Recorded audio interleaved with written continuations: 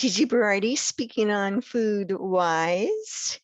And I wanted to share a story from the Washington Post published a few days ago on baking bread with perennial grains.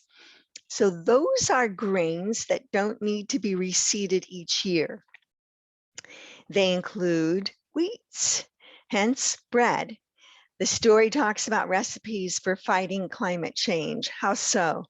Because perennial grain is harvested each year without needing a completely new set of energy-intensive inputs to do it. As author Sarah Kaplan says, buying seeds, fertilizer, and equipment can put farmers in the red before a single grain is harvested. Of course, one needs to keep an eye on how many nutrients are being removed from the soil each year. Nutrients in, nutrients out is a thing. It's a balance that should be maintained, but farmers have found a way to do it tastefully.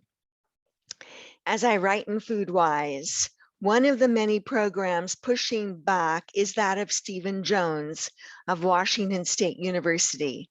Jones is a wheat breeder and director of the well-known Bread Lab, itself a think tank and baking laboratory for scientists, farmers, chefs, brewers, and others who want both flavor and nutrition, as well as functionality from their grains. Stephen Jones and his team are committed to plant breeding specifically for local food systems, and this includes small grains and dry beans, both of which can become flour, and all of which can become bread. See Going with the Grain at Washington State University Bread Lab. I've got a reference in my book, FoodWISE.